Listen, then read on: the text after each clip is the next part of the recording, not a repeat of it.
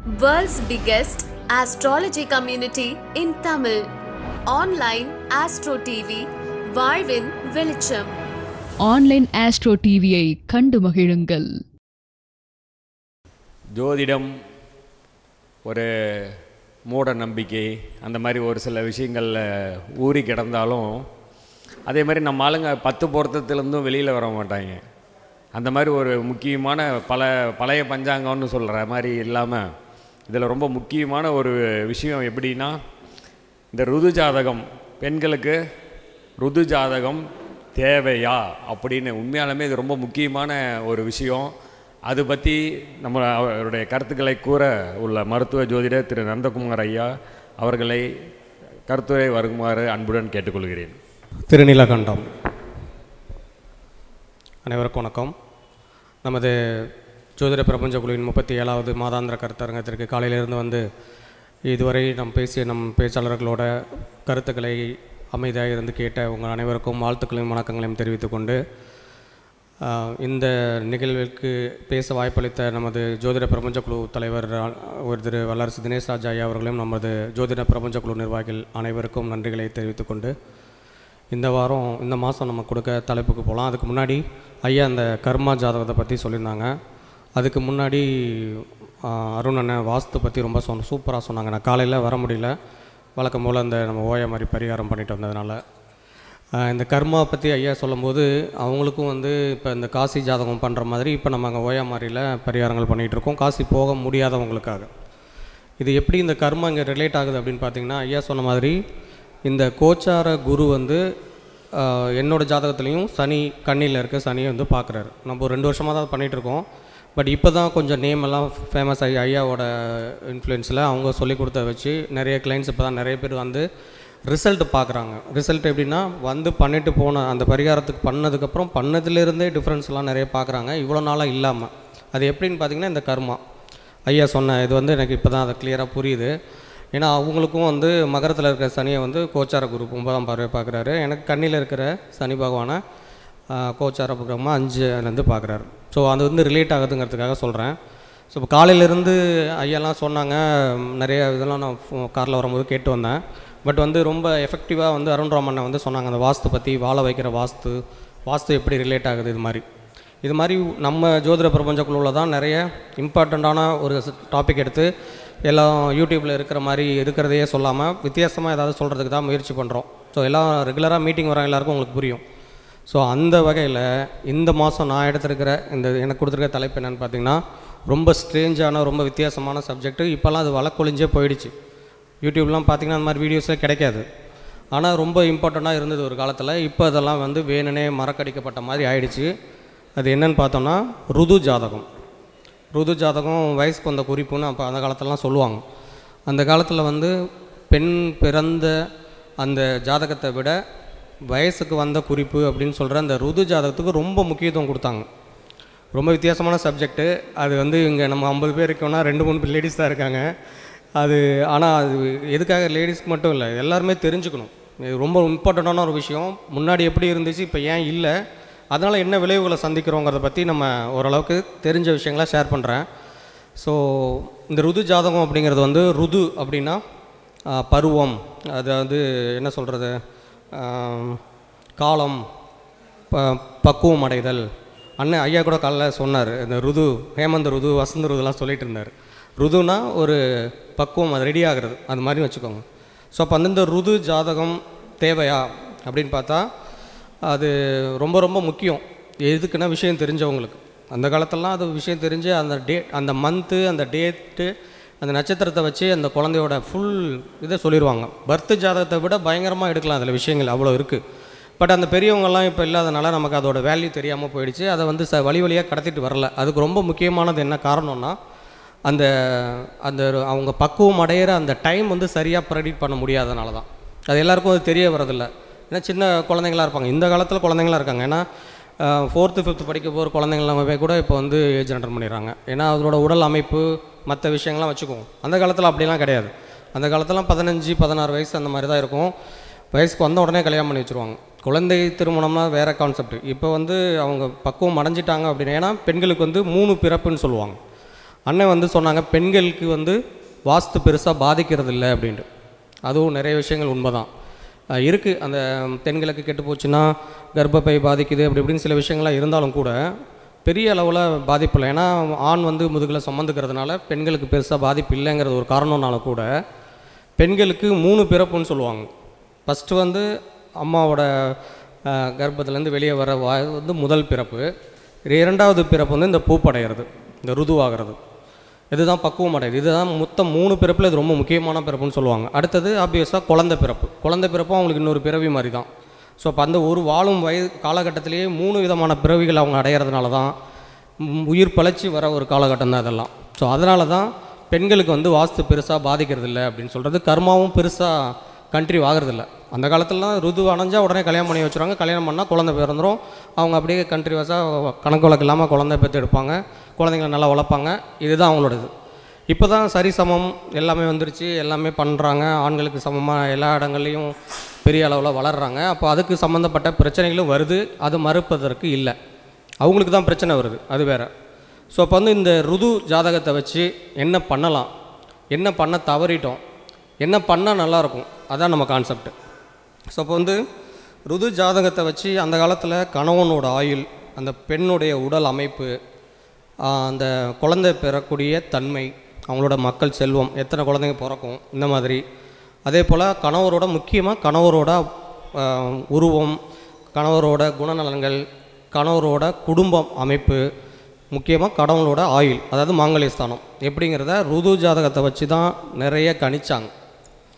பேர் ராசிலாம் பார்ப்பாங்க, அது வந்து ஜென்ரல்.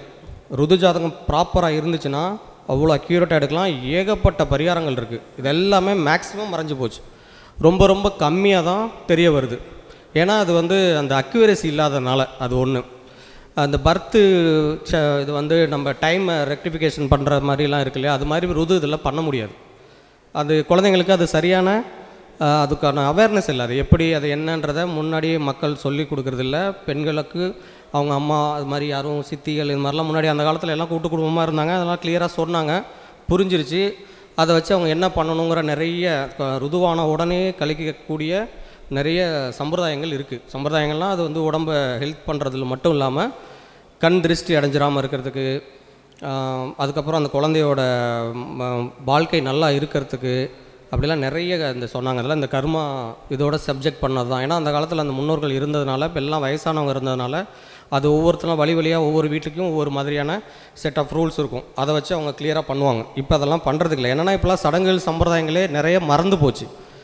இறப்பு வீடுகள்லாம் போய் பார்த்திங்கன்னா எல்லாம் தடுமாறுறாங்க. இல்லை நீங்கள் போய் பார்த்துருக்கீங்களா? பார்த்தோன்னா ஒன்று இது எடுங்கம்பாங்க, முதல்ல தண்ணி எடுத்துகிட்டு வாங்கம்பாங்க, ஒன்றுமே புரியல. இப்போ எல்லா இடத்துலையுமே நிறைய பேருக்கு வந்து நிறைய குழப்பம் வந்துடுது. அவங்கவுங்க குடும்ப சடங்குகளே மறந்து போயிடுது. இது எப்போ செய்யணும், இது எப்படி செய்யணும், இது எதுக்கு செய்யணும், ஏன் செய்யணுன்னே தெரிய மாட்டேங்குது. ஏன்னா அந்த கால மாற்றங்கள் காரணமாக அதுபோல் மறைக்கப்பட்டது தான் இந்த ருது ஜாதகமும். ஸோ அப்போ வந்து ருது ஜாதகத்தில் நம்ம வந்து பொதுவாக ருது ஜாதகம்னா என்னென்னா, அந்த பெண்களுக்கு அந்த பருவம் அடையும் போது இருந்த நேர சூழ்நிலை தான். நம்ம பர்த்து ஜாதகம் மாதிரியே தான் ருது ஜாதகமும் கணிக்கப்பட வேண்டும். லக்னம், ராசி, கிரகங்கள்லாம் போட்டு நவாம்சமும் பார்த்து அஷ்டவர்க்கம்லாம் பார்த்து எல்லாம் ப்ராப்பராக தான் அந்த காலத்தில் பண்ணாங்க. இப்போ இருக்கிற ஆயாதி கணிதம் மாதிரியே தான் அதுக்கு ஒரு கணிதம் போட்டு அதை வந்து ஒரு குறிப்பாக எழுதி வைப்பாங்க. அந்த டைம் இருந்தால் போதும். பட் வந்து அதில் வந்து ரொம்ப சிம்பிளாக ஒரு நாள், எந்த நாள் அந்த வயதுக்கு வந்தாங்கன்றதை வச்சு அதெல்லாம் சொல்கிறவங்களாம் பழைய காலத்தில் நிறைய பேர் இருந்தாங்க. அது நிறைய பேருக்கு பலன் அளிக்கும். இப்போ நம்ம வந்து என்ன மாதிரி இருக்குது, அதுக்கு என்ன பண்ணால் நல்லா இருக்குங்கிறதுக்கெல்லாம் ஏகப்பட்ட சூட்சமமான பரிகாரங்களாக இருக்குது. பொது வழியில் பெருசாக பேச முடியாது. முடிஞ்சதை சொல்கிறேன். முடிஞ்சதுன்னா அதோட பலன்கள் எப்படி இருக்கும், அது என்ன பண்ணும், அதுக்கான விளைவுகள் எப்படி இருக்கும் அப்படிங்கிறத பார்க்குறேன். இதில் முக்கியமாக பார்க்க வேண்டியது என்னென்னா, ருது ஜாதகத்தில் பார்க்க வேண்டியதில் ஃபஸ்ட்டு நட்சத்திரம் பார்க்கணும். அந்த நம்ம பஞ்சாங்கத்தில் இருக்கிற 5 அங்கங்களும் முக்கியம்தான். நாள், கிழமை, நட்சத்திரம், யோகம், கரணம், அப்புறம் எல்லாமே தேவை தான். ஆனால் ரொம்ப அதிகமாக அவங்களுக்கு இம்பேக்ட் பண்ணுறது நட்சத்திரமும் கிழமையும் தான். அப்புறம் மாதம் இருக்குது, அப்புறம் கூட்டுத்தொகை அந்த எண் இருக்குது, நியூமராலஜி படி ஆங்கில மாதங்கள் இருக்குது, தமிழ் மாதங்கள் இருக்குது. ஒவ்வொரு மாதத்துலேயும் இது ரேண்டமாக இருக்கும். பொதுவாக மார்கழி மாதம் இது ஆகாது அப்படின்னு நம்ம சொல்கிற மாதிரி ருதுவுக்கும் ஆகாது தான். அது மாதிரி சில விஷயங்கள்லாம் இருக்குது. அதை வந்து நம்ம ஒவ்வொன்று அந்த ப்ரிப்பேர் பண்ணியிருக்கிறத வச்சு நான் சொல்கிறேன். அதோட பலன்கள்லாம் சரியாக பொருந்து வருதான்றதை பாருங்கள். இது வந்து பலன்கள் சொல்கிறதுக்கு ஈஸியாக தான் இருக்கும், அது வந்து ரேண்டமாக சொல்கிறது தான். ஆனால் அதை வச்சு நம்ம என்ன பண்ணணும் அப்படிங்கிறது தான் இதில் விஷயமே இருக்குது. அதுக்கு வந்து சில இப்போ வந்து குழந்தைங்களுக்கு நல்லபடியாக ஜாதகம் பார்த்து 10 பொருத்தம் அதெல்லாம் சொல்கிறா கூட அதை தாண்டி நிறைய பிரிவுகள்லாம் வர்றதுக்கு காரணம் வந்து பார்த்திங்கன்னா இந்த இதில் வந்து ரொம்ப முக்கியமான தோஷங்கள்லாம் நம்ம வந்து அறுதிட்டு சொல்ல முடியாத நிலைமை வந்து பர்த் சார்ட்டில் இருக்குது. ஆனால் ருது ஜாதகம் கரெக்டாக இருந்துச்சுன்னா அதெல்லாம் ஈஸியாக ரெக்டிஃபை பண்ணிடலாம், சரியான பரிகாரங்களை எடுத்துடலாம். அது இல்லாதனால தான் அது வந்து இப்போ ரொம்ப கஷ்டப்பட வேண்டியதாக இருக்குது. ஸோ இனிமேலாவது நம்ம குடும்பத்தில் நமக்கு தெரிஞ்சவங்க கிட்ட அந்த மாதிரி டைமை கொஞ்சம் ஓரளவுக்காவது கணிச்சு எடுக்கிறதுக்கு பழகுனா நிறைய மாற்றங்களை பெண் குழந்தைகளோட எதிர்காலத்துக்கு சொல்லலாம். ஏன்னா அந்த ருதுவாகும்போது வர வயசு வச்சு அந்த பெண் குழந்தை ஒரு வம்சத்தை விருத்தி பண்ணி ஒரு குலதெய்வம் அளவுக்கு அருள் பெற அளவுக்கான பரிகாரங்கள்லாம் நிறைய இருந்திருக்கு. அதெல்லாம் வழியாக சொல்லி கொடுத்துட்டு தான் போயிருக்காங்க. மறக்கடிக்கப்பட்டதுனால தெரியாததுனால தான் இப்போ நிறைய பிரச்சனைகளை பெண்களோட வாழ்க்கையில் நிறைய பிரச்சனைகள் சந்திக்கிறோம். நிறைய ரொம்ப சாதாரணமாக நம்ம சொல்லிடுறோம், ஏன்னா ஈஸியாக அவங்க வேலைக்கு போகிறதுனால இல்லை சரிக்கு சமமாக வந்ததுனால அதனால் அவங்களாம் நிறைய கஷ்டப்படுறாங்க நம்ம சொல்கிறோம். பட் அப்படி இல்லை, அதையும் தாண்டி இந்த ருதுவான நேரம்ங்கிறது ரொம்ப ரொம்ப ரொம்ப இம்பார்ட்டண்ட்டாக இருக்குது. ஸோ இப்போ வந்து முதல்ல பலன்கள் எப்படி இருக்குது அப்படிங்கிறத பார்க்கலாம். அதுக்கப்புறம் இப்போ சப்போஸ் தெரியல, ஆனால் எனக்கு அந்த லக்னம் தெரியாது, ஏதோ ஒரு அப்ராக்சிமேட்டாக அந்த டைம் அப்படின்னு சொல்லுவாங்க, அதை சில பேர் மறந்து கூட போய்ட்றாங்க. அது எனக்கு தெரியலன்னு கூட சொல்கிற குழந்தைங்களாம் நிறைய இருக்காங்க. அப்போ அதுக்கு வந்து முன்னோர்கள் வந்து ஒரு வழி வச்சுருக்காங்க, ஒரு முக்கியமான ஒரு சூத்திரம் மாதிரி ஒரு இடம் சொல்லியிருக்காங்க. அந்த விஷயத்தை நான் முடிக்கும்போது சொல்கிறேன்.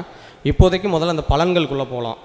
ஸோ அப்போ வந்து ருது ஜாதகத்தை வச்சு அந்த முக்கியமாக மாங்கல்யத்துக்கும் குழந்தை ஸ்தானத்துக்கும் தான் ரொம்ப முக்கியமாக பார்க்கணும். அது மட்டும் இல்லாமல் செல்வ வளம் மற்ற விஷயங்களெல்லாம் பார்க்கலாம். இதை நான் ஜென்ரலாக சொல்லிட்டேன்.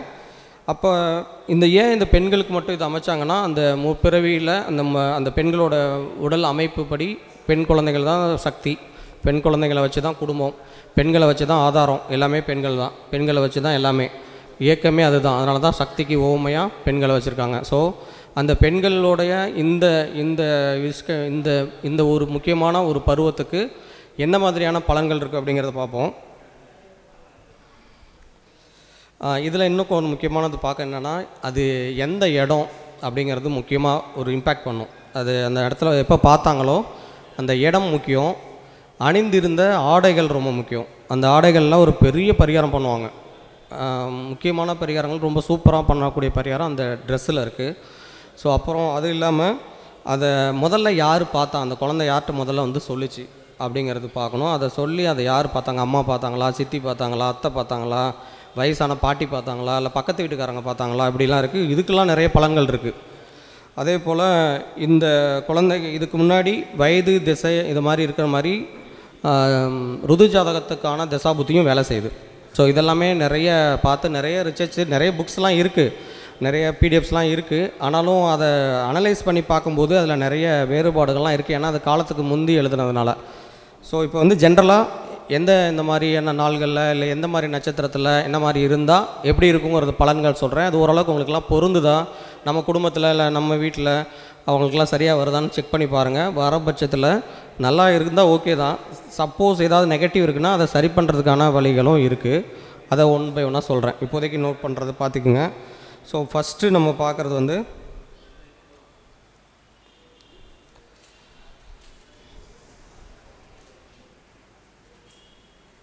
ரொம்ப இம்பார்ட்டண்டானது கிழமையில் அந்த காலத்தில் சொன்ன மாதிரி கிழமையை வச்சே சொல்லிடுவாங்க அந்த குழந்தையோட வாழ்க்கை எப்படி இருக்கும்ன்ட்டு. இப்போ நமக்கு தெரிஞ்சவங்கள்ட்டலாம் கேட்டு பார்த்தாவே தெரிஞ்சிடும் எப்படி இருக்கும் அப்படின்ட்டு. ஸோ அந்த வகையில் ஞாயிற்றுக்கிழமை ருதுவான ஒரு பெண் அப்படி இருந்தாங்க அப்படின்னா, ஞாயிற்றுக்கிழமைங்கிறது வந்து தமிழில் வந்து ஞாயிறு காலை சூரிய உதயம்லேருந்து அடுத்த நாள் சூரிய உதயம் வரையிலும் நைட்டு 12 மணி ஆகிடுச்சின்னா அது இங்கிலீஷ் மெத்தடு தான், நம்ம அடுத்த திங்கக்கிழமைன்னு போயிடும். பட் வந்து தமிழுக்கு சூரிய உதயம் டு சூரிய உதயம் தான் கணக்கு. ஸோ அப்போ ஞாயிற்றுக்கிழமை ருதுவான ஒரு பெண்ணுடைய இயல்பு, அவங்களோட வாழ்க்கை எப்படி இருக்கும் அப்படின்னு பார்த்திங்கன்னா, நல்ல கண்ணிறைந்த கணவன் இருப்பாங்களாம், மனம் சிறந்த வாழ்க்கை இருக்கும், மகிழ்ச்சி தரும் உறவினர்கள் இருப்பாங்க. இது எல்லாம் இருந்தாலும் குறை இருந்தே தீருமா. எல்லாமே இருக்கும், ஆனாலும் ஒரு ரெஸ்ட்லெஸ்ஸாக இருக்கும். பொதுவாகவே ஞாயிற்றுக்கிழமை பிறந்தாவே நியாயப்படாத பாடலாம் சொல்லுவாங்க, பழைய பழமொழிகள்லாம் இருக்குது. அதே மாதிரி தான் ஆனாலும் அதில் அவங்களுக்கு என்ன விஷயம் இருக்குன்னா எல்லாமே இருக்கும். நல்ல கணவன் இருப்பாங்க, குழந்தைகள் இருப்பாங்க, உறவினர்கள் இருப்பாங்க. ஆனாலும் அதில் வந்து ஒரு ஃபுல்ஃபில் இருக்காது. ஏதாவது ஒரு பிரச்சனைகள் இருந்துக்கிட்டே இருக்கும் அப்படின்றது ஒரு முக்கியமான பாயிண்ட்டு. அந்த குழந்தை சார்ந்த விஷயத்துலையும் குழந்தை பிறக்கிறதுக்கு தாமதமோ இல்லை இந்த அபார்ஷன் சம்மந்தப்பட்டதோ இல்லை வந்து ரொம்ப சீக்கிரமாக தாய்மை அடைகிறதோ குழந்தைய பார்த்துக்க முடியாமல் போகிறதோ இது மாதிரி விஷயங்கள்லாம் இருக்கும். இது நடக்குதான்றதை செக் பண்ணி பாருங்கள். இது வந்து ஜென்ரலானது. ஒருவேளை சூரியன் நல்லா பலமாக இருந்தது, அவங்களுக்கு சூரியன் வந்து யோகியாக இருந்தார், சூரியன் நல்லா ஐஎஸ் டிகிரியாக இருந்தாங்கன்னா கொஞ்சம் பலன் மாறுபடும். ஆனால் பொதுவானது எல்லாம் இருக்கும், ஆனாலும் ஃபுல்ஃபில் ஆகாது. அடுத்தது திங்கட்கிழமை ருதுவான ஒரு பெண்ணுடைய வாழ்க்கை எப்படி இருக்குன்னு பார்த்திங்கன்னா, அடக்கம், ஒழுக்கம், அன்பு, பண்பு, கற்பு நெறி, ரொம்ப ஃபயர் மாதிரிலாம் இருப்பாங்க. ஆனாலும் மன சஞ்சலம் இருக்கும். அது ஆப்வியஸாக சந்திரனை பேஸ் பண்ணியிருக்கிறதுனால சலனம் கொஞ்சம் இருக்கும். ஆனாலும் ஒழுக்கத்துலேயும் கற்பு நெறிகளையும் கரெக்டாக இருப்பாங்க. ஸோ திங்கட்கிழமைன்னா எல்லாம் சந்தோஷம் தான் போடணும், வேறு வழி இல்லை. ஸோ அடுத்தது வாழ்க்கையும் மகிழ்ச்சி இருக்கும். திங்கட்கிழமை பிறந்த பெண்ணுக்கு பொதுவான பலன், வாழ்க்கையில் மகிழ்ச்சி இருக்கும். அடுத்தது செவ்வாய்க்கிழமை பிறந்த பெண்களுடைய கணவனுடைய அன்பு அதிகமாக இருக்குமா. கணவன் வந்து அந்த பெண் மேலே ரொம்ப அன்பாக இருப்பாங்க. குழந்தை பாக்கியம் உண்டு, மகிழ்ச்சிகரமான மன வாழ்க்கை உண்டு. இருப்பினும் மஞ்சள் குங்குமம் அப்படிங்கிறது நிலைக்காது அப்படின்னு ஒன்று இருக்குது.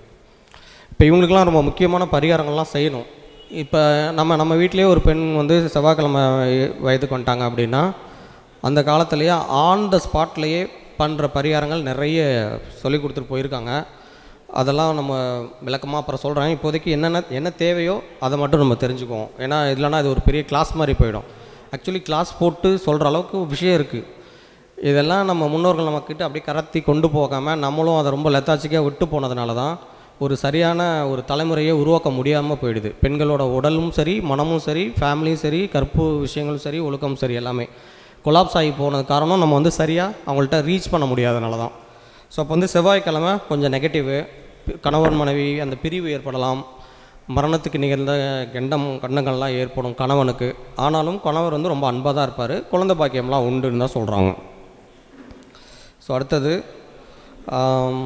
புதன்கிழமை ருதுவான குழந்தைங்களுக்கு ரொம்ப தாராளமான பண வசதி, நல்ல அன்பான இளமையான கணவர், புத்திசாலியான குழந்தைகள், ஒரு பாக்கியம் நிறைந்தது. திங்கக்கிழமை மாதிரி புதன்கிழமை ரொம்ப நல்லது தான். இது வந்து ஜென்ரலானது தான். அந்த நெகட்டிவ் மாதிரியே பாசிட்டிவும் ஜென்ரல் தான். ஸோ அது அடுத்தது வியாழக்கிழமை பிறந்த குழந்தைகளுக்கு வந்து ருதுவான குழந்தைங்கள் வந்து மனம் போல வாழ்வு, கல்யாணமான பிறகு நல்ல செல்வாக்கான ஒரு வாழ்க்கை, நிறைய பணப்புழக்கம், மாடு கன்று தோப்பு துறவுன்னு சொல்லக்கூடிய அந்த மாதிரி ஒரு ஃபினான்ஷியல் ஃப்ரீடம் கிடைக்கிறது, ஒரு பேர் புகழ் கிடைக்கிறது. கல்யாணத்துக்கு அப்புறம் சில பேர் ரொம்ப நல்லா வணங்கத்தக்க நிலைமைக்கு போயிடுவாங்க. அதுக்கு முன்னாடி கூட ஒரு சாதாரணமான நிலையில் இருப்பாங்க. அந்த மாதிரி இருக்கிறவங்களாம் ஆஃப்டர் மேரேஜ் வந்து லைஃப் நல்லாயிருக்கும் வியாழக்கிழமையில் ருதுவான குழந்தைங்களுக்கு. அடுத்த வெள்ளிக்கிழமை எல்லா யோகமும் நிறைஞ்சவங்களாக இருப்பாங்க. ரொம்ப ஒரு மாதிரி லெத்தாஜிக்காக இருப்பாங்க. அப்படி நோகாமல் நோன்பு கும்பிட்றவங்களாக இருப்பாங்க. நிறைய பாக்கியங்கள் நிறைஞ்சிருக்கும். ரொம்ப இனிப்பு வகைகள் விரும்பி சாப்பிடுவாங்க. எல்லா பாக்கியமும் உண்டு. நல்ல உறவினர்கள் ஆதரவு, நல்ல அன்பு நிறைஞ்சவங்களாக இருப்பாங்க. ரொம்ப கனிவாக இருப்பாங்க. இதெல்லாம் வெள்ளிக்கிழமை. அடுத்தது சனிக்கிழமையிலையும் கணவரோட அன்பு அனுகிரகமாக இருக்கும். கொஞ்சம் வயது முதிர்ந்த கணவராக, இல்லைனா வயது வித்தியாசம் அதிகமாக இருக்கக்கூடிய கணவராக, இல்லைனா பார்த்தாவே ஏஜ் கம்மியாக இருக்கும் பட் ஆனால் ரொம்ப ஃபேட்டாக ஒரு மாதிரி பார்த்தா கொஞ்சம் வித்தியாசம் அதிகமாக தெரிகிற மாதிரியான கணவர் அமையறதுக்கு நிறைய வாய்ப்பு உண்டு. குழந்தை பாக்கியம் இருக்கும், ஆனால் வறுமை இருக்கும் அப்படின்னு சொல்கிறாங்க. குழந்தை பாக்கியம் உண்டு, கணவர் உண்டு, கணவரோட ஆயுளுக்கு பங்கம் இல்லை, எல்லாம் ஓகே தான், பட் வறுமை இருக்குமா சனிக்கிழமை. ஸோ இப்போ இந்த மாதிரி கிழமைகள்லேயே இவ்வளோ விஷயங்கள் இருக்குது. கிழமைகளுக்கு மட்டுமே பலன்கள் நிறைய எடுக்கலாம், பரிகாரங்கள் அதை விட அதிகமாக எடுக்கலாம். பட் வந்து அதை நம்ம கரெக்டான நேரத்துலேயே அப்போவே செஞ்சு முடிச்சிடணும். லைஃப் ஸ்டைல் வந்து பரிகாரங்களில் நம்ம ஐயா சொல்கிற மாதிரியான அந்த வாழ்வியல் விஷயங்களும் நம்ம கரெக்டாக ஃபாலோ பண்ணிக்கணும். இப்போ சனிக்கிழமை ருதுவாயிடுச்சு குழந்தை, ஒன்றும் பண்ண முடியாது. அப்போ அதுக்கு வந்து என்ன பண்ணணும் அப்படின்னா, அந்த குழந்தைக்கு திருமணம் பார்க்கும்போது இப்படி தான் கணவர் இருப்பாருங்கிறத நம்ம இப்போயே அந்த மைண்ட் செட்டு கொண்டு போய்க்கணும். அந்த குழந்தை தான் ரொம்ப ஒரு மாதிரி ரொம்ப ஒரு இளமையான கணவர், இளமையான விஷயங்களை பற்றி இயங்கிக்கிட்டே இருந்தாங்கன்னா வாழ்க்கை ரொம்ப கஷ்டமாக தான் போகும். ஸோ அப்போ அதுக்கேற்ற மாதிரி இப்போ இருந்தே அதுக்கு தயார் பண்ணிக்கணும். இதெல்லாம் கரெக்டாக சொல்லி இப்படி தான் இருக்கும் அப்படிங்கிறத கொஞ்சம் ஓப்பனாக சொல்லாமல் ஒரு மாதிரி அப்படியே பாலிஷ்டாக கொண்டு போய்கிட்டால் அவங்களுக்கு வந்து நிச்சயமாக பிரச்சனை வராது. அவங்களும் அந்த மைண்ட் செட்டுக்கு வந்துடுவாங்க. ரைட், ஓகே, அன்பு முக்கியமாக அழகு முக்கியமான்ற மாதிரி நம்ம ஆரம்பத்துலேருந்தே கொண்டு போய்க்கணும். அதெல்லாம் சொல்ல தவறியதுனால தான் இப்போ பெண்களே அவங்க அம்மாக்கள் தான் பாதி பேர் அந்த பெண்களோட வாழ்க்கையை கெடுத்துட்றாங்க. காரணம் அவங்களுக்கே சரியாக தெரியறதில்ல. அப்புறம் அவங்களுக்கு கிடைக்காததெல்லாம் பொண்ணுக்கு கிடைக்கணும்னு நினச்சிட்டு ரொம்ப திணிப்பாங்க. அவங்களோட வாழ்க்கையும் பொண்ணு விஷயத்தில் வச்சு வாழ்ந்து பார்த்துடணும்னு நினைப்பாங்க. அதனால் வர பிரச்சனைகளும் ரொம்ப அதிகமாக இருக்குது இந்த காலகட்டத்தில்.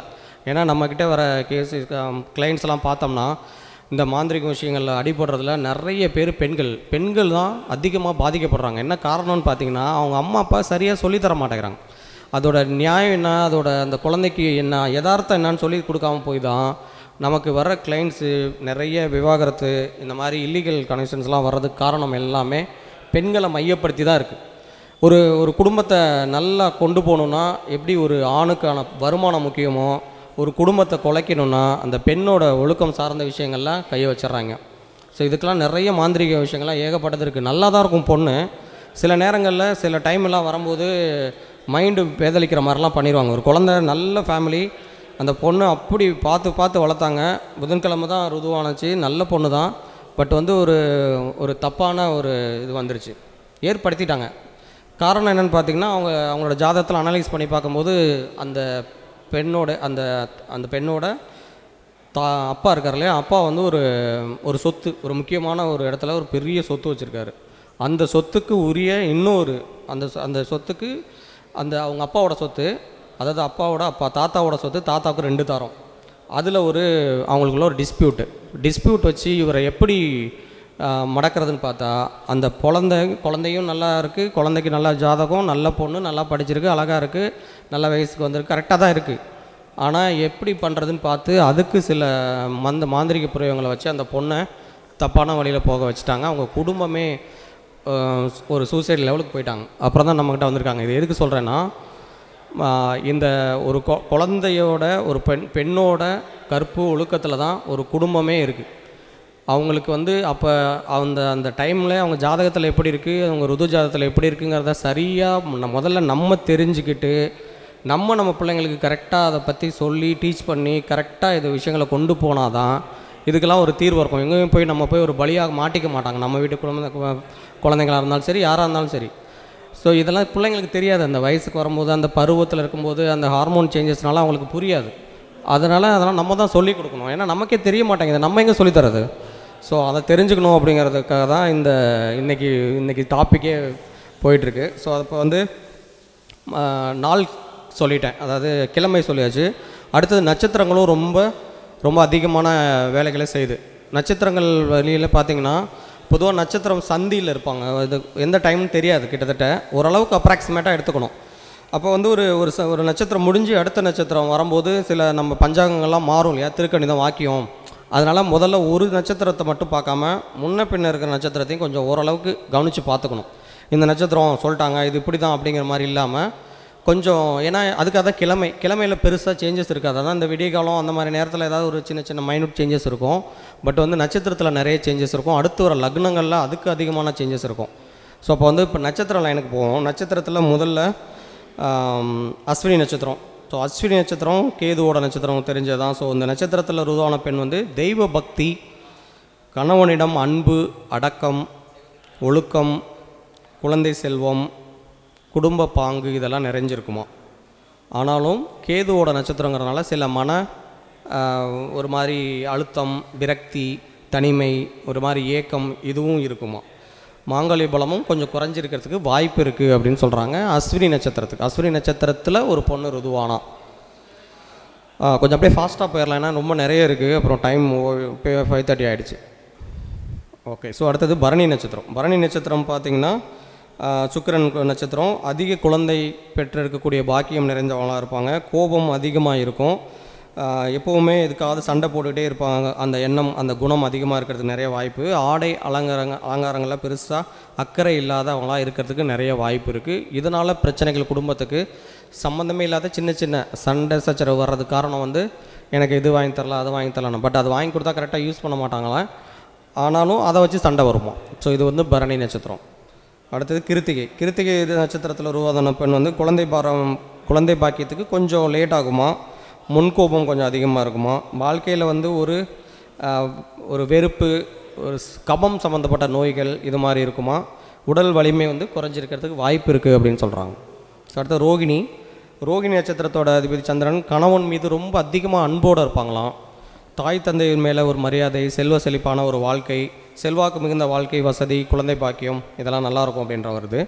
அடுத்து வந்து மிருகசீரிடம் நட்சத்திரத்தில் ருதுவான பெண்ணுக்கு கணவனோட பேரன்பை பெறுவாங்க. ரொம்ப பாசிட்டிவான இதாக தான் இருப்பாங்க. இப்போ கொஞ்சம் ஆக்டிவாக இருப்பாங்க, மகிழ்ச்சியாக இருப்பாங்க, ஏதாவது ஒரு வேலை பார்த்துட்டே இருப்பாங்க. கணவருக்கு நிறைய ஹெல்ப் பண்ணி கொடுக்குற, சப்போர்ட் பண்ணி கொடுக்குற ஒரு இடத்துல இருப்பாங்க. ஆனாலும் அதிக ஆசை இருக்கும், கொஞ்சம் நிறைய விஷயங்களை செய்யணும், எப்போவுமே சுத்தமாக இருக்கணும்னு நினைப்பாங்களாம் இந்த மிருகசீரிட நட்சத்திரத்தில் ருதுவான பெண்கள். அடுத்து திருவாதிரை வந்து முன்கோபம் அதிகமாக இருக்கும், கப நோய்கள் இருக்கும், பித்த நோய்கள் ஏற்படும், வீட்டு செலவு கொஞ்சம் அதிகமாக இருக்கும், கணவனோட கோபத்துக்கு ஆளாகக்கூடிய நிலை ஏற்படும். கொஞ்சம் கட்டுப்பாடாக கொஞ்சம் மனசை கொஞ்சம் ரிலாக்ஸ்டாக வச்சுக்கிட்டாங்கன்னா அவங்க வாழ்க்கை நல்லாயிருக்கும், இல்லைன்னா பிரச்சனைகள் அதிகமாகும் அப்படின்னு சொல்கிறாங்க. அடுத்து புனர்பூச நட்சத்திரத்துக்கு குரு புண்ணிய செயல்கள் செய்வதில் விருப்பம் அதிகமாகவும், தான தர்மங்கள் செஞ்சவங்களாகவும், பெரும்பாலும் பலரால் பாராட்டக்கூடிய குணநலம் உடைஞ்சவங்களாகவும் இருப்பாங்களாம். குடும்ப பெருமையை காப்பாற்றுவாங்களாம். புனர்பூசம் வந்து நம்ம நட்சத்திரப்படி பார்த்தோம்னா அது ஒரு விதவை நட்சத்திரம்னு சொல்லுவாங்க பொதுவாக. அதுக்கு வந்து சரியான பரிகாரங்கள்லாம் இருக்குது. புனர்பூச நட்சத்திரத்தில் கல்யாணம் பண்ணாவோ, பூசம் கூட கொஞ்சம் வரும். புனர்பூச நட்சத்திரத்தில் திருமணம் பண்ணக்கூடாது, பொதுவாக பண்ணிட்டாங்கன்னா அதுக்கு சில பரிகாரங்கள் இருக்குது. அதுபோல் புனர்பூச நட்சத்திரத்தில் ருதுவானாலும் அதுக்கு ஒரு பரிகாரம் இருக்குது. அதை சரியாக பண்ணிட்டோம் அப்படின்னா நிறைய நிலப்புலன்கள், அந்த முன்னாடி குருவுக்கு சொன்ன பாருங்கள் வியாழக்கிழமை, அந்த பலன் வந்து இங்கே நல்லா வேலை செய்யும். ஸோ அதே போல் பூச நட்சத்திரத்தில் இருந்தால் சீரும் சிறப்பும் மிக்கவளாக இருப்பாங்க. ஆரோக்கியமான உடல், பண்பாடு நிறைந்த மனம், குழந்தை செல்வம், குடும்ப பாங்கு, சுகபோகங்கள் அனுபவித்தல், இது மாதிரி பாசிட்டிவானதாக தான் இருக்குது. ஆயில்யம் நட்சத்திரம் வந்து உடல் நலம், மனநலம் கெட்டு விடுறதுக்கு வாய்ப்பு, கொஞ்சம் மன ரீதியான பிரச்சனைகள், கரு சிதைவுகள், கொஞ்சம் கர்ப்பம் சார்ந்த சில விஷயங்கள், சீக்கிரமாக கரு தங்காமல் போகிறது, இது மாதிரி சில குழப்பங்கள் வந்து அமையறதுக்கு நிறைய வாய்ப்பு இருக்குது. அடுத்தது மகம் வந்து கணவனுக்கு பிரியமானவங்களாக இருப்பாங்களாம். தன்மானம் அதிகமாக இருக்கும், எந்த காரியத்திலையும் தீவிரமாக வேலை செய்வாங்க அப்படின்ற மாதிரி இருக்குது. சுகபோகங்களை அனுபவிக்கக்கூடிய வாய்ப்புகள் அதிகம். அடுத்த பூர நட்சத்திரம் வந்து அழகு, அடக்கம், அறிவாற்றல், நல்ல குணங்கள் கொண்டவங்களாக இருப்பாங்களா, எதுவும் நீதியோடு இருப்பாங்களாம், நேர்மையாக இருக்கணும்னு நினைப்பாங்களாம், அதையே எல்லாருக்கும் சொல்லுவாங்க. ஸோ திறமை அதிகம், பக்தி சாஸ்திர ஈடுபாடுகள் கொஞ்சம் அதிகமாக இருக்குமா. அடுத்த உத்திரம் வந்து உறுதியான மனநிலை, வீட்டு நிர்வாகத்தில் திறமை, நற்குணம், நல்ல காரியங்கள் செய்வதில் நாட்டம், இதெல்லாம் அதிகமாக இருக்குமா. ஸோ ஹஸ்தம் நட்சத்திரத்துக்கு வந்து திறமை அதிகம், நல்ல நடத்தை, கவர்ச்சிகரமாக உடை அலையக்கூடியவங்க, சுபகோபங்களை அனுபவிக்கக்கூடியவங்க, மனசலனம் அதிகமாக இருக்கும், அதையும் கொஞ்சம் பார்த்துக்கணும். 2 திருமணம் இது மாதிரி அமைப்பு கொஞ்சம் அதிகமாக இருக்கிறதுக்கு வாய்ப்பு இருக்குது. ஸோ அழகு, அடக்கம், கணவனோட அன்பு, உறவினர்களோட மதிப்பு. அடுத்து சித்திரை நட்சத்திரம் வித்தியாசமான செயல்கள், விசித்திரமான உடையணியும் குணங்கள் உடையவங்களாக இருப்பாங்க. சதுர்த்தி திதியும் சேர்ந்து வந்துருச்சு அப்படின்னா இந்த பலன்கள் வந்து கொஞ்சம் மாறுமா, அதாவது நெகட்டிவ் குறைஞ்சி பாசிட்டிவ் அதிகமாக இருக்குமா இதுக்கு மட்டும். அடுத்தது சுவாதி வந்து பெரிய குடும்பத்தோடு வாழ்பவர்கள், சாந்த குணம், சாமர்த்தியம் உடையவங்களாக இருப்பாங்களாம், எல்லா வித பாக்கியங்களும் அனுபவிப்பாங்க, எல்லாராலும் விரும்பப்படுவாங்க. ஸோ விசாக நட்சத்திரத்தில் உருவாதான பெண்ணுக்கு வந்து மெதுவாக பேசக்கூடியவங்கள், விரதங்களை அனுஷ்டிக்கக்கூடியவங்கள், இளமையோடு இருப்பாங்களாம், இனிமையாக பேசுவாங்களாம், கணவனுக்கு முன்னாடி மரணம் அடைஞ்சிருவாங்களாம். விசாக நட்சத்திரம். அனுஷ நட்சத்திரம் உடல்நலம் பாதிக்கப்படும், அடிக்கடி ஏதாவது நோய்கள் ஏற்படும், நல்ல கணவனை அடைவார்கள், மனக்குழப்பம் ஏற்படும், வாழ்க்கையில் வளமையை விட வறுமை கொஞ்சம் அதிகமாக இருக்குமா அனுஷ நட்சத்திரம். கேட்டை நட்சத்திரம் மிக திறமையாக பேசக்கூடிய திறமைசாலியான பெண்ணாக இருப்பாங்களாம், எப்போதும் தன்னை சுற்றி இருப்பவரை மகிழ செய்யக்கூடிய அளவில் ரொம்ப சந்தோஷமாக வச்சுக்கோங்களேன் எல்லாரையும். பணம் சேமிப்பதிலையும் கவனமும், செலவு பண்ணுறதுலையும் நல்லா கவனமாக இருப்பாங்களாம். நிறைய நண்பர்கள், நிறைய பெண் தோழிகள் இதில் நிறைய அதிகமாக இருப்பாங்களாம் இந்த கேட்டை நட்சத்திரத்தில் ருதுவான பெண்ணுக்கு. மூல நட்சத்திரம் கணவனையே விரோதிச்சுக்குவாங்களாம், ஒரு மாதிரி தனியாக வாழ்கிறதுக்கான வாய்ப்புகள் ஏற்பட்டுருமா. அதே போல் விரோதிகள் அதிகமாகிடுவாங்க, உறவினர்களோட பகை ஏற்படும், தாய் தந்தை மேலே கோபம் ஏற்படும், துவேஷம் ஏற்படுமா, நான் வேண்டான்னு சொன்னேன் கல்யாணம் பண்ணி வச்சுட்டாங்கன்ற மாதிரி பிரச்சனைகள் பறத்துக்கலாம் நிறைய வாய்ப்பு இருக்குது. மூலம் நட்சத்திரம். பூராடம் நட்சத்திரம் கணவரிடம் பிரியமானவங்க, எல்லாருக்கும் பலர்கிட்ட வேலை வாங்கக்கூடிய அளவுக்கு நல்ல திறமை இருக்கும், பதவி அதிகமாக இருக்கும், மதிக்கக்கூடியவங்க, வீரமானவங்க, விவேகம் இருக்குமா. உத்திராடம் நட்சத்திரம் வந்து மன வாழ்க்கையில் மகிழ்ச்சி, புகழ், செல்வ வசதி, எந்த இடத்துலையும் முதன்மையான மதிப்பு பெறுபவள் அப்படி இருப்பாங்களாம். திருவோண நட்சத்திரத்துக்கு வந்து இளமை, அழகு, என்றைக்கும் அழகாமல் இருப்பாங்களாம். ஆச்சார அனுஷ்டானங்கள் நிறைஞ்சவங்களாக இருப்பாங்களாம். விரதங்கள் இதிலெல்லாம், தான தர்மங்கள், பக்தி இதிலெல்லாம் கொஞ்சம் நிறைய பாசிட்டிவாக இருக்கிறதுக்கு நிறைய வாய்ப்பு இருக்குது. அடுத்து அவிட்டம். அவிட்டம் வந்து புராண இலக்கியங்கள், இந்த மாதிரி ஒரு கலைகள், ஆடை ஆபரணங்களில் கொஞ்சம் வந்து ஆர்வம் அதிகமாக இருக்குமா.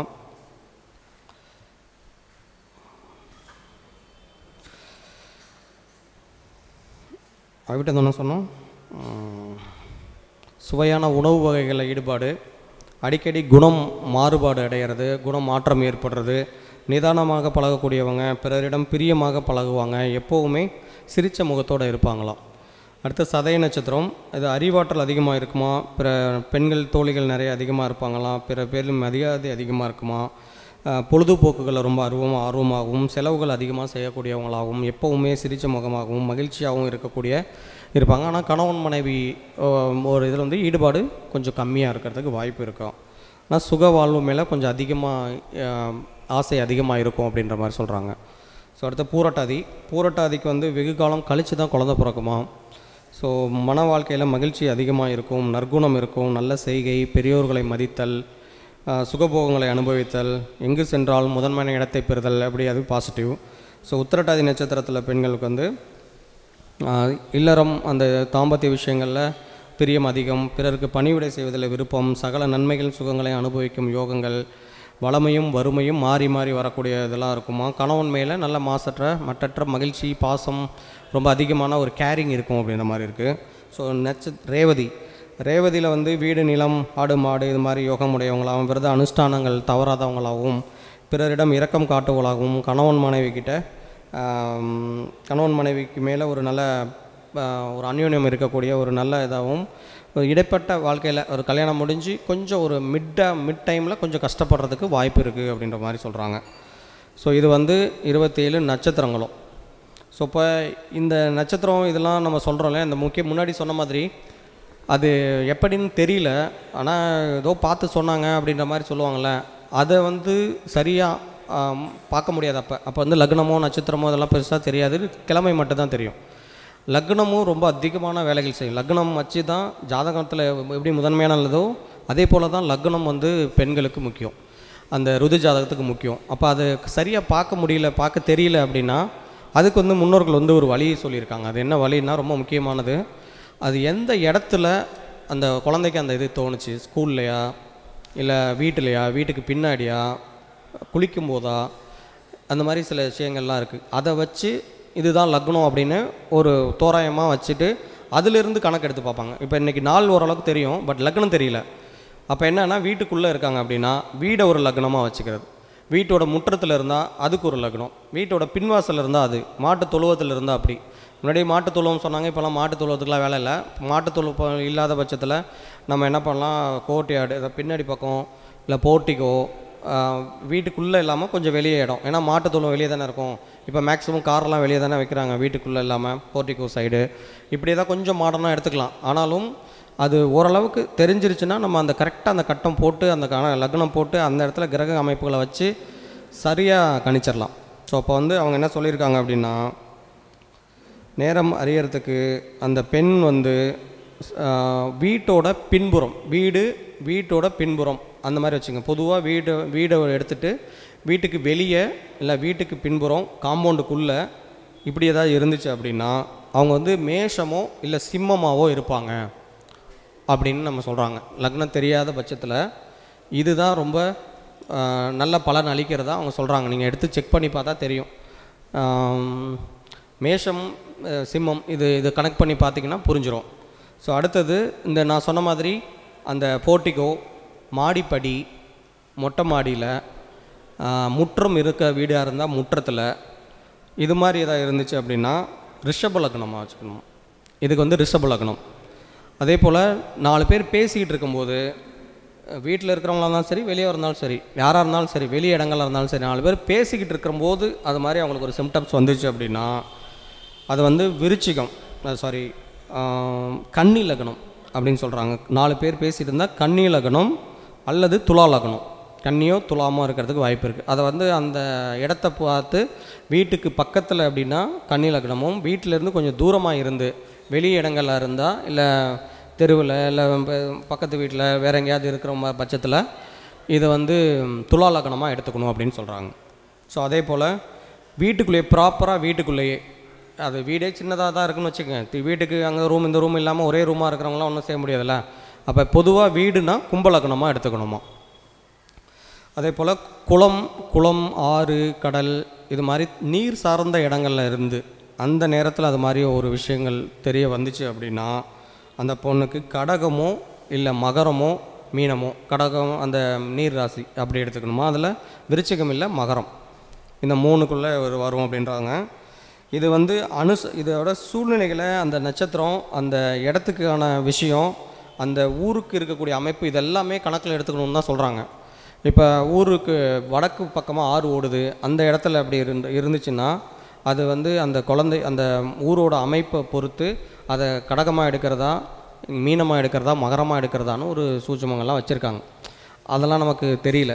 ஓரளவுக்கு இதை வச்சு கரெக்டாக புரிஞ்சுக்கிட்டு இந்த லக்னத்தை எடுத்துட்டோம் அப்படின்னா, இந்த லக்னம் ரொம்ப மாசிவான வேலைகளை செய்து, லக்னத்தை வச்சு தான் 8ஆம் இடம் சரியில்லை, 5 கேட்டிருக்கு, 9ஆம் இடம் பாதிக்கப்பட்டிருக்கு, அதுக்கு என்ன பண்ணணுன்றதை புரிஞ்சுக்கிட்டு செய்ய முடியுமா.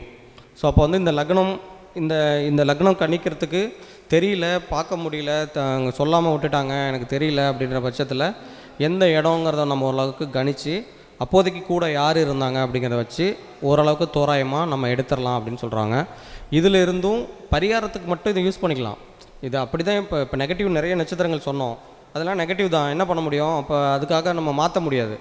ஆனால் இப்போ வந்து ஒரு அவிட்டத்துக்கு சரியில்லை அப்படின்ற பட்சத்தில், ஆயில்யத்துக்கு சரியில்லைன்னா ஆயில்யத்துக்கான அந்த ருது ஜாதகத்தை வச்சு தான் பண்ண முடியும், ஜென்ரலாக நம்ம செய்ய முடியாது. அந்த கட்டத்தை வச்சுட்டு அந்த கிரகத்துக்குரியவர், அந்த வீடு எந்த லக்னத்துக்கு எந்த ஆதிபத்தியம், அது என்ன கிரகம், அந்த கிரகம் யார் பார்க்குறா, இது மாதிரிலாம் விஷயங்கள்லாம் இருக்குது. ரேண்டமாக செய்கிறதுக்கு சனின்னா நீங்கள் முன்னாடி சொன்ன மாதிரி கொஞ்சம் ஏஜ் அதிகமான கணவராக தான் வருவாருங்கிற மாதிரி ஓரளவுக்கு ஸ்டார்டிங்லேயே கொண்டு போயிடணும். புதன்னா இப்படி இருக்கும், லவ் இது மாதிரி அஃபேர்லாம் மாட்டிக்கக்கூடாதுங்கிறத சொல்லி கொண்டு போகணும். சுக்கிரன்னா ரொம்ப அதிகமாக கொஞ்சம் ஊட்டுவாங்க குழந்தைக்கு, வயசுக்கு வந்து கூட மடியில் உட்கார வச்சு ஊட்டி விட்டு வளர்க்குறாங்க நிறைய பொண்ணு குழந்தைங்கள. இதெல்லாம் அவாய்ட் பண்ணணும். அவங்களெலாம் சமைக்கிறதுக்கெலாம் சொல்லிக் கொடுக்கணும். இது மாதிரி விஷயங்கள்லாம் நம்ம பண்ணாததுனால தான் ரொம்ப ஒரு பொண்ணை வச்சுருக்கோன்னு நான் அந்த முன்னாடி சொன்ன அந்த கோடீஸ்வரன் சொன்ன பாருங்கள், அவங்க அம்மா அப்படி தான் வளர்த்துருக்காங்க. அப்படி இருந்த பொண்ணாக எப்படி ஆகிடுச்சு அப்படிங்கிற லெவலுக்கு ஆக்கிட்டாங்க அந்த மாந்திரிக விஷயங்களில். ஸோ அப்படிலாம் பண்ணுறதுக்கு நிறைய வாய்ப்பு இருக்குது. அதுக்கெல்லாம் நம்ம இடம் கொடுத்துடாமல் நம்ம குழந்தைங்கள சரியான வழியில் நம்ம கொண்டு போனா தான் அடுத்து வர தலைமுறையாவது கொஞ்சம் நல்லா கொண்டு போகலாம். ஸோ இது அப்புறம் இந்த லக்னம்லாம் வேணுமா, அப்படியே கொண்டு போகலாம். ஏன்னா லக்னம் சொல்லலாம், அப்புறம் கரணம் சொல்லலாம், யோகம் சொல்லலாம், அப்படியே போயிட்டே இருக்கும். ஸோ அப்போ பொதுவாக ஜென்ரலாக பரிகாரம், ஒரு குழந்தை வந்து இந்த மாதிரி ருது ஆகிடுச்சு, அது செவ்வாய்க்கிழமை சனிக்கிழமை இந்த மாதிரி நமக்கு ஞாயிற்றுக்கிழமை நெகட்டிவ் ஆகிடுச்சு அப்படின்னா சூட்சமான பரிகாரங்கள்லாம் இருக்குது. அது வந்து இது மாதிரி நெகட்டிவாக இருக்கிற நேரத்தில் சொல்ல முடியாது. நீங்கள் ஃபோன் நம்பர் இருக்கும், ஃபோன் பண்ணிங்க சொல்கிறேன், பெரிய விஷயம்லாம் இல்லை. ஆனால் கொஞ்சம் சும்மா ஒரு மாதிரி இருக்கும், ராவாக சொல்லணும், அதனால் அது வேண்டாம் பொது வழியில். ஆனால் பொதுவாக ஜென்ரலாக எல்லாருமே செய்யக்கூடிய சிம்பிளான பரிகாரம் என்னென்னா, ஒரு குழந்தை இந்த மாதிரி இந்த மாதிரி நம்மளோட காலமான ஒரு சரியான நேரத்தில் இல்லை, அது மாதிரி ஆயிடுச்சு அப்படின்ற பட்சத்தில் அவங்க அந்த தீட்டு கழிக்கிற விஷயங்கள்லாம் முடித்து அந்த தண்ணியெலாம் ஊற்றி என்ன பண்ணுமோ அந்த ஒரு 30 நாள் விஷயங்கள்லாம் முடித்த பிறகு ஸ்டார்டிங்லேயே பண்ணுறதுலாம் நிறைய இருக்குது. அதெல்லாம் அந்த நேரத்துலையே தானங்கள்லாம் நிறைய கொடுக்குற மாதிரி இருக்கும். தலையை சுற்றி பூசணிக்காய் பண்ணுறது, பரங்கிக்காய் தானம் கொடுக்கறது, வஸ்திர தானம் கொடுக்கறது, இதெல்லாம் வந்து அந்த கிரகத்துக்குரிய தாய் மாமா இல்லை பாட்டி, அப்பாவை பெற்றவங்க, அம்மாவை பெற்றவங்க, அப்பா அம்மாவுக்கு செய்யக்கூடாது. இது மாதிரி சில விஷயங்கள்லாம் இருக்குது. அது வந்து நம்ம ஒரு தடவை அப்புறம் கிளியராக பேசலாம். இப்போதைக்கு ஜென்ரலாக எல்லோரும் செய்யக்கூடிய பொதுவான பரிகாரம் என்னென்னா, குலதெய்வத்துக்கு ஒரு அபிஷேகம் பண்ணிடணும். ஜென்ரலாக எல்லாருமே இது மாதிரி ஒரு நெகட்டிவாக வந்துருச்சு, பொண்ணு இப்படி இருக்குது அப்படிங்கிற பட்சத்தில் நிறைய வழிகள் இருக்குது. இதனால் நெகட்டிவானா அது அவ்வளோதான் அப்படின்னு நினச்சிடக்கூடாது. சரி பண்ணுறதுக்கு ஏகப்பட்ட பரிகாரங்களை, அதுதானே நம்ம ஜோதிட சாஸ்திரமே. ஜோதிடம் ஐயா சொன்ன மாதிரி கர்மா ஜோதிடம், கர்மா தனியாக ஜோதிடம் தனியாக இல்லை, ரெண்டுமே ஒன்று தான். ஸோ ஸோ அப்போ வந்து அதுக்கு வழிகள் இருக்குங்கிறதுக்காக தான் இதெல்லாம் சொல்லி கொடுத்துட்டு போயிருக்காங்க. ஜென்ரலாக பரிகாரம் என்ன, முக்கியமான பரிகாரம்னா குலதெய்வத்துக்கு ஒரு அபிஷேகம் என்ன பண்ணணுமோ அந்த பொங்கல் வைக்கிறது இது மாதிரி ஒரு விஷயங்களை செஞ்சுட்டு அந்த ஊர் கிராம தெய்வம் இருக்கும், அந்த கிராம தெய்வத்தில் பெண் தெய்வம், அங்கே ஒரு அபிஷேகங்கள் என்ன நம்ம செய்யணுமோ பொங்கல் வச்சு வழிபாடு பண்ணணும். அப்புறம் அந்த கோவிலில் இருக்கக்கூடிய ஏதாவது ஒரு பாடல் பெற்ற சிவஸ்தலத்தில் இருக்கக்கூடிய அம்பாளுக்கு குங்கும அர்ச்சனை பண்ணணும். அந்த பொண்ணு பேரில் மட்டும், அந்த பொண்ணு அதோட நட்சத்திரம் குடும்ப பேரையெல்லாம் சொல்லாமல் அந்த குழந்தையோட நட்சத்திரமும் அதோட பேரும் சொல்லி குங்கும அர்ச்சனை பண்ணிட்டு வந்து அந்த குங்குமத்தை வாங்கிட்டு வந்து அந்த பொண்ணை ரெகுலராக அதை வச்சுட்டு போக சொன்னால் இந்த நெகட்டிவிட்டி கொஞ்சம் கொஞ்சமாக குறையும். இது அப்படியே கல்யாண டைம்லேயும் செய்யணும். கல்யாண டைமில் செய்யும்போது குறிப்பாக கல்யாணம் பேச ஆரம்பிக்கும் போதே இதை பண்ணிட்டோம் அப்படின்னா அதோட நெகட்டிவிட்டிலாம் குறையிறதா முன்னோர்கள் சொல்லிட்டு போயிருக்காங்க. இன்னும் ரொம்ப விஷயங்கள்லாம் இருக்குது, அது மாதிரி ஜாதக ரீதியாகவும் இன்னும் அதை எப்படி எடுக்கலாம் என்ன மாதிரி செய்யலாங்கிறலாம் நிறைய இருக்குது. ஆனாலும் ஜென்ரலாக தான் இதெல்லாம் சொல்ல முடியும். ஏன்னா இது வந்து ஒரு பொது வெளியில் பேச முடியாது. அதெல்லாம் முன்னோர்கள்லாம் இருந்தாங்க. இல்லைனா உங்கள் வீட்டில் இருக்கிற பாட்டி பெரியவங்கள்ட்டலாம் கேட்டு பாருங்கள், அவங்களுக்கு ஏதோ கொஞ்சம் கொஞ்சம் மறக்காமல் வச்சுருந்தாங்கன்னா அதெல்லாம் நோட் பண்ணி அவங்க வீட்டில் இருக்க குழந்தைங்களுக்கு பாருங்கள். அதோட முக்கியமாக இப்போல்லாம் 3வது 4வது குழந்தைங்களுக்கே இந்த மாதிரி விஷயங்கள்லாம் தெரிய வர அளவுக்கு ஆகிடுது. அதனால் குழந்தைங்களுக்கு தெரிய மாட்டேங்குது. அதனால் சொல்லி கொடுத்து கொஞ்சம் கொஞ்சமாக கூச்சம் பார்க்காம கொஞ்சம் இந்த மாதிரி விஷயங்கள்லாம் இருக்கிறது இப்படிலாம் இருக்குன்றதெல்லாம் சொல்லி பயமுறுத்தாமல் கொஞ்சம் கரெக்டாக சொல்லி எந்த இடம் என்னங்கிறதெல்லாம் பார்த்து வச்சுக்கிட்டிங்க அப்படின்னா அட்லீஸ்ட் இனிமேல் வர தலைமுறையாவது நல்லபடியாக கொண்டு போய் பெண்கள் வந்து மாபெரும் அவங்க சக்தி தான், இன்னும் நல்ல பெரிய சக்தியாக கணவரையும் குழந்தைகளையும் கரெக்டான வழிகளில் கொண்டு போகக்கூடிய ஒரு நல்ல ஒரு குடும்ப தலைவியாக இருப்பாங்க அப்படிங்கிறதுக்காக இந்த விஷயத்தை உங்கள்கிட்ட போய் ஷேர் பண்ணியிருக்கேன். ஸோ இந்த வாய்ப்பை ஏற்படுத்தி கொடுத்த நம்ம ஜோதிட பிரபஞ்ச குழு நிர்வாகிகள் அனைவருக்கும் மறுபடியும் இந்த நேரத்தில் ஒரு நன்றி தெரிவித்துக்கொண்டு மீண்டும் அடுத்த மாதம் மீண்டும் சந்திப்போம். மொபைல் நம்பர் அஸ்ட்ரோநந்தா திருச்சி மற்றும் சென்னை அஸ்வினி ஜோதிடம் 9364161122 திருநீலகண்டம். நன்றி. நம்முடைய திருச்சி நந்தகுமார் ஐயா அவர்கள் மிக சிறப்பான முறையில் ருது ஜாதகம் அப்படிங்கிற தலைப்பில் அருமையான சொற்பொழிவு கொடுத்தார். நான் ஏற்கனவே சொன்ன மாதிரி நம்ம சஸ்டிக் டூரிசம் சார்பாக காசி பயணம் எப்படி சிறப்பாக பண்ணிகிட்ருக்கோமோ அந்த மாதிரி சனி வலிமை இல்லாதவங்க கெட்டு போனவங்களுக்கு திருச்சியில் ஓயாமாரி பரிகாரம் நம்மளுடைய வழிகாட்டுதலின் பேரில் நந்தகுமார் ஐயா தனபாக்கிய மேடம்லாம் சேர்ந்து பண்ணிகிட்ருக்காங்க. ஸோ அதனால் அது சம்மந்தமான ஏதாவது தகவல் வேணும்னாலும் தாராளமாக என்னுடைய நம்பருக்கு நீங்கள் காண்டாக்ட் பண்ணலாம். அந்த மாதிரி நம்மளுடைய சங்கங்கள் இருக்கக்கூடிய ஒவ்வொரு நபர்களும் ஒரு விஷயத்தை செய்கிறதுக்கு ஒன்றாக இணைந்து பணியாற்றிகிட்ருக்கோம். அந்த வகையில் நந்தகுமார் ஐயா அவர்களுக்கு பிரபஞ்ச குழுவின் சார்பாக மனமார்ந்த வாழ்த்துக்களை தெரிவித்துக் கொள்கிறேன். அவருடைய சொற்பொழிவை பாராட்டி பொன்னடை போற்றி கௌரவிக்குமாறு அருண்ராம் ஐயா அவர்களை அன்புடன் கேட்டுக்கொள்கிறேன்.